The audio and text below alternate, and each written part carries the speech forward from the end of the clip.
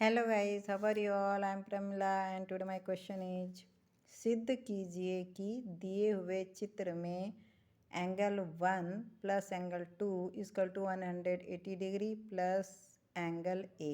ठीक है, सिद्ध कीजिए कि दिए हुए चित्र में एंगल 1 प्लस एंगल 2 यानी कि angle 1 plus angle 2 equal to 180 degree plus angle A, plus कोण ए।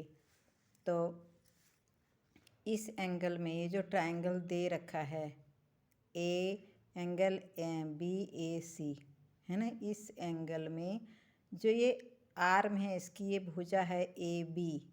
इस जो त्रिभुज की ये वाली भुजा है ए बी भुजा है, इस भुजा को इस आर्म को यदि हम आगे तक बढ़ाएं है ना, और ये आगे तक बढ़ाते हैं ये बिंदु डी तक है ना, पॉइंट डी तक यदि हम इसे बढ़ाते हैं तो इस एंगल के इस पॉइंट पे बी पॉइंट पे हमें एक आउटर एंगल 1 मिलता है ना, एक बहिष्कोण एक बाहर का कोण 1 मिलता है। ठीक है, तो ये जो एंगल 1 है, ठीक है, ये किसके इक्वल होगा? ये क्योंकि ये बाहर का कोण है, आउटर एंगल है, तो ये अपने सामने के जो अंदर के एंगल हैं, इनर एंगल हैं, अपने सन्मुख के ट्रायंगल के जो अंदर के एंगल हैं, इनर एंगल हैं, जो इसके सामने वाले उन दोनों के एडिशन के बराबर होगा। तो इसे हम कैसे लिखेंगे? देखिए, angle 1 equal to angle A, ये वाला, ठीक है, प्लस एंगल सी, यहाँ पे जो एंगल बन रहा है एक, ठीक है, ये वाला, प्लस एंगल सी। ठीक है, ये हो गया हमारा फर्स्ट इक्वेशन। क्या है first equation? Angle 1 equal to angle A plus angle C. ठीक है, ये हमारी फर्स्ट इक्वेशन बन गई। अब हम इस ट्रायंगल ये जो ए बी ए सी है, जो त्रिभुज, इसकी जो हम ए सी भुजा है, इसको यदि हम आगे बढ़ाते हैं, आगे ले जाते हैं ई पॉइंट तक, तो हमें यहाँ पे एक आउटर एंगल यानी कि एक बहिष्कोण मिलता है एंगल 2। ठीक है, ये हो गया एंगल 2। तो ये एंगल 2 ये बहिष्कोण है, तो ये किसके बराबर होगा? ये त्रिभुज के अंदर के दोनों सन्मुख कोणों के योग के बराबर होगा। ये जो आउटर एंगल 2 है, ये इस त्रिभुज के अंदर के ये दोनों कोण हैं, जो एंगल ए और एंगल बी, इन दोनों के योग के बराबर होगा, क्योंकि ये इस आउटर एंगल के सन्मुख के कोण हैं त्रिभुज के अंदर के, है ना।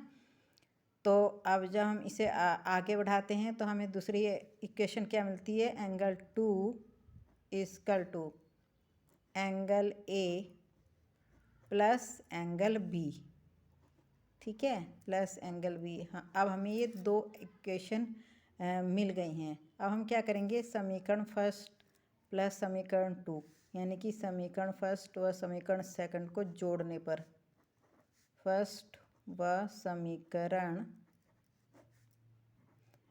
सेकंड को जोड़ने पर, अब हम इन दोनों इक्वेशन को जब हम ऐड करते हैं तो angle first plus angle second equal to, ये दोनों ऐड हो जाएंगे, एंगल ए